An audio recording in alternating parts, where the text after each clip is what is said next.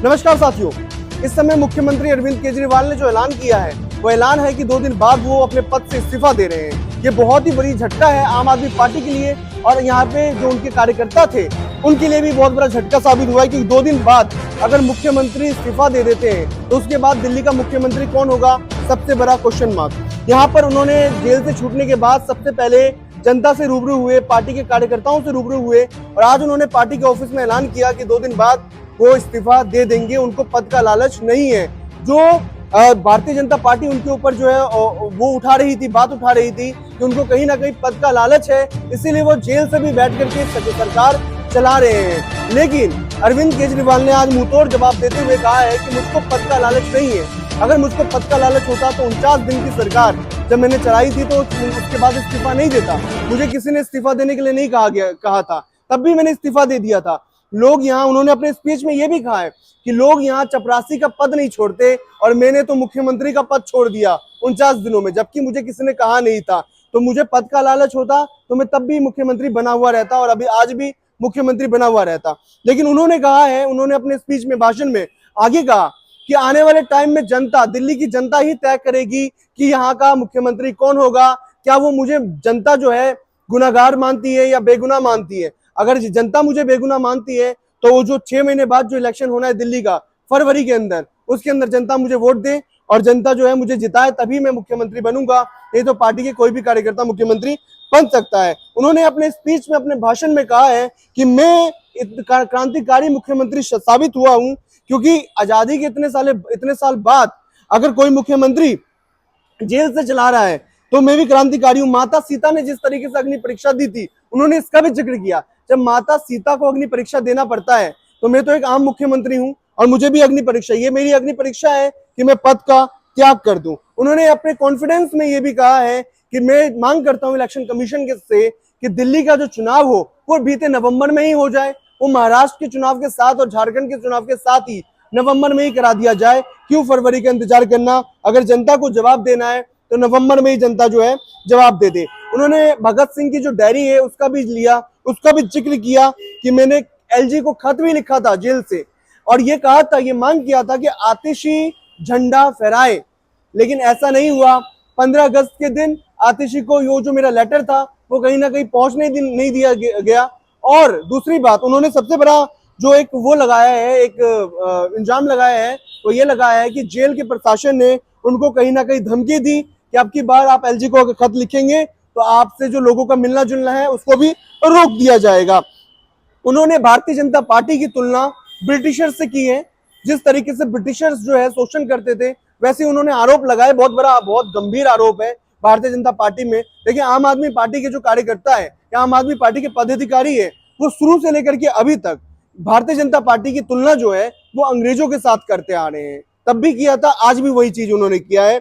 Jail से छूटने के बाद ये बहुत बड़ा जो है भाषण था उनका। अब इसमें मुख्यतः बातें क्या आती है? देखिए, मैं अपने दर्शकों को एक चीज बताना चाहूंगा कि ये जो पूरी की पूरी जो घटनाक्रम था वो कुछ इस तरीके से था कि 2021 में केजरीवाल की सरकार थी मित्रों। 2021 में एक एक्सरसाइज पॉलिसी लेकर के आई, लीकर पॉलिसी लेकर के आई, जिसका ये स्कैम हुआ है। कब लेकर के आई थी? 2021 के नवंबर महीने में ये पॉलिसी लेकर के आई जी। एलजी ने भी इसके ऊपर साइन कर दिया। उन्होंने भी नहीं देखा। देखो, ये भी एक एलजी के ऊपर भी सवाल खड़ा होता है कि एलजी ने साइन करते वक्त क्यों नहीं देखा। अगर ये स्कैम था तो एलजी भी इसके अंदर साथ सहभागी होनी चाहिए, क्योंकि एलजी ने भी इसका परमिशन किसने दिया था? इसका परमिशन एलजी ने ही दिया था।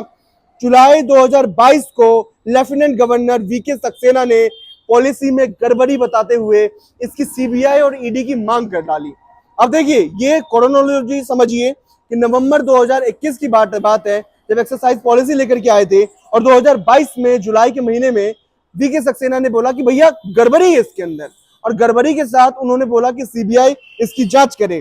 सितंबर 2022 में दिल्ली सरकार ने वो पॉलिसी वापस ले लिया। यानी कि पॉलिसी को 1 साल भी नहीं हुए थे, 10 महीने के अंदर ही उन्होंने वापस ले लिया कि पॉलिसी नहीं चलेगी भैया, इस पॉलिसी के अंदर कुछ गड़बड़ी है या भारतीय जनता पार्टी इसको चलाने नहीं दे रही हम लोगों को। अब हम बात करते हैं केजरीवाल के ऊपर। तो अक्टूबर 2023 से लेकर के 24 मार्च 2024 तक ये घटना जो थी, ये बीते 5-6 महीने का जो सिलसिला था, इसके अंदर ईडी समन भेजती रहती है अरविंद केजरीवाल को। समन पे समन जाता रहता है। लेकिन अरविंद केजरीवाल कभी गोवा चुनाव का हवाला दे करके, कभी लोकसभा चुनाव का हवाला दे करके, कभी अपने स्पीच का हवाला दे करके, संबोधन का हवाला दे करके वो नहीं जाते हैं। लेकिन 9 समन देने के बाद अरविंद केजरीवाल को गिरफ्तार कर लिया जाता है और 21 मार्च 2024 को जब दिल्ली हाईकोर्ट अरविंद केजरीवाल की गिरफ्तारी को खारिज करती है, उसके बाद अरविंद केजरीवाल सरेंडर कर देते हैं। 10 मई 2024 की घटना है। सुप्रीम कोर्ट ने 1 जून तक लोकसभा चुनाव के मद्देनजर उनको पैरोल दे दिया था, उनको 6 दिन का ये पैरोल मिला था। उसके बाद 2 जून को अरविंद केजरीवाल फिर से सरेंडर कर देते हैं उसके सामने में। 21 जून को ईडी ने ट्रायल कोर्ट के दिया। अब 20 जून की अगर हम बात करें तो 20 जून को राउज एवेन्यू कोर्ट ने केजरीवाल को जमानत दे दिया। 21 जून 2024 में वापस आ जाते हैं हम 21 जून को। ईडी ने ट्रायल कोर्ट के फैसले के खिलाफ दिल्ली हाईकोर्ट में याचिका दायर किया था।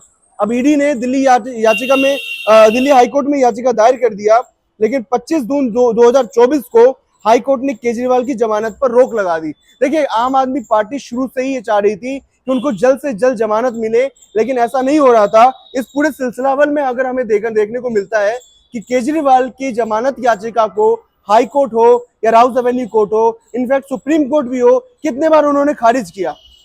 लेकिन बाद में सुप्रीम कोर्ट ने, जब राउज एवेन्यू कोर्ट ने 25 सितंबर तक अरविंद केजरीवाल की जमानत याचिका बढ़ा दी थी, उनका हिरासत बढ़ा दिया था, लेकिन सुप्रीम कोर्ट ने एक फैसला दिया और सुप्रीम कोर्ट ने जो है उनको जमानत दे दिया, जमानत मिल गया। आम आदमी पार्टी और आम आदमी पार्टी के जो कार्यकर्ता है उनके लिए कहीं ना कहीं खुशी की बात तो थी, लेकिन खुशी के साथ साथ आज उनके पैरों तले से जमीन खिसक गई।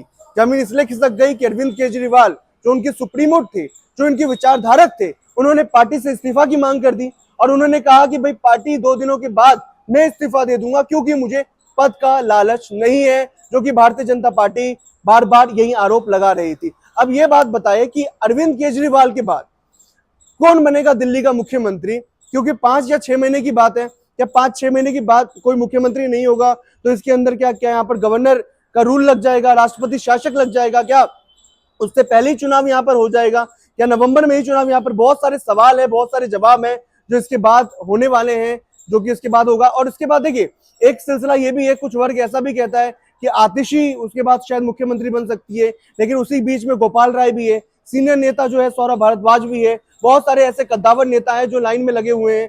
चाहे मुख्यमंत्री बनना है या मुख्यमंत्री नहीं बनना है वो तो बात की बात है, लेकिन ये नेता जो है वो लाइन में लगे हुए हैं और ये नेता जो है सारे के सारे नेता सीनियर है। तो आम आदमी पार्टी के जो कार्यकर्ता हैं उनको आज की कहीं ना कहीं ये झटका लगा है। उसके बाद तो हमारे कमेंट्स में ही बताएं कि कौन बनेगा दिल्ली का अगला मुख्यमंत्री। तब तक के लिए नमस्कार।